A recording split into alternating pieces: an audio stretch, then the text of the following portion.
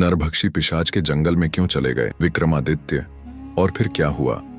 एक बार विक्रमादित्य एक महायज्ञ करने की तैयारी कर रहे थे।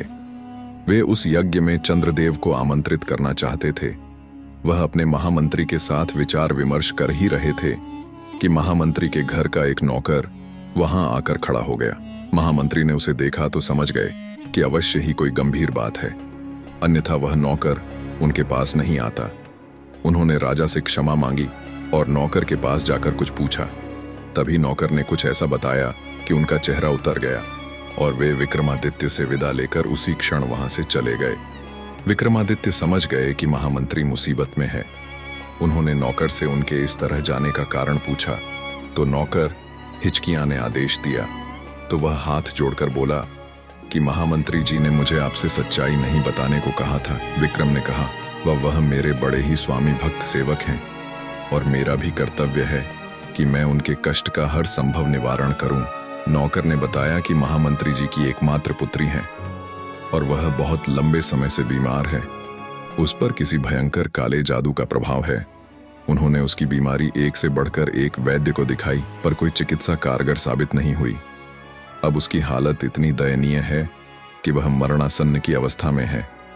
इतना सुनते ही विक्रमादित्य व्याकुल हो गए और उन्होंने राजवैद्य को बुलाया। विक्रम ने कहा, महामंत्री की पुत्री को बचाने का कोई तो उपाय होगा। राजवैद्य ने कहा, उसकी चिकित्सा केवल स्वांग बूटी से की जा सकती है। यह बहुत ही दुर्लभ औषधि है जो कि पश्चिम में पिशाच के जंगल में मिलेगी। परंतु हे राजन, मान्यता है कि जो भी वहां गया है वह कभी लौटकर वापस नहीं आया। इतना सुनते ही बेखौफ विक्रमादित्य यज्ञ की तैयारियों को छोड़कर पश्चिम की ओर निकल पड़े। काफी दिनों तक चलने के पश्चात विक्रमादित्य उस भयावह जंगल में जा पहुंचे। तभी झाड़ियों के पीछे मौजूद एक पिशाच की नजर विक्रमादित्य पर जा पड़ी।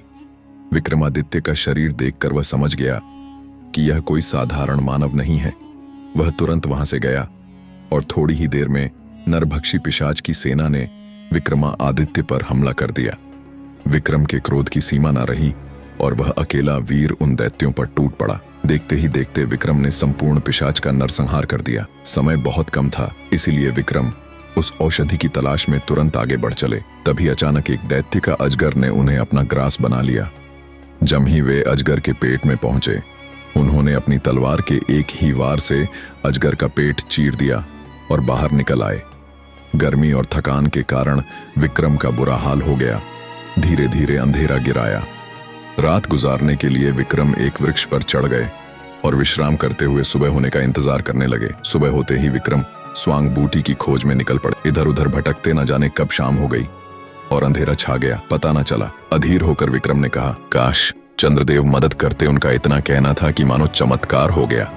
दिन के उजाले जैसी चांदनी फैल गई। थोड़ी दूर बढ़ने पर उन्हें राजवैद्य द्वारा बताई गई स्वांग बूटी दिखाई दी। वे बूटी लेकर चलने ही वाले थे कि चंद्रदेव से शरीर उनके सम्मुख प्रकट हो गए। विक्रम ने बड़ी ही श्रद्धा से उनको प्रणाम किया। चंद्रदेव ने उन्हें अमृत देते हुए कहा कि अब सिर्फ अमृत ही महामंत्री की पुत्री को बचा सकता है। हे राजन, तुम्हारी परोपकार की भावना से प्रभावित होकर मैं स्वयं अमृत लेकर उपस्थित हुआ हूँ। उन्होंने जाते जाते विक्रम को समझाया कि मेरे सशरीर यज्ञ में उपस्थित होने से विश्व के अन्य भागों में अंधकार फैल जाएगा, इसीलिए मैं यज्ञ में उपस्थित नहीं हो सकता। उन्होंने विक्रम को आशीर्वाद दिया और अंतर्ध्यान हो गए। विक्रम स्वांग बूटी और अमृत लेकर उज्जैन आ गए। उन्होंने अमृत की बूंदें टपकाकर महामंत्री की बेटी को जीवित किया तथा स्वांग बूटी को जनहित के लिए रख लिया।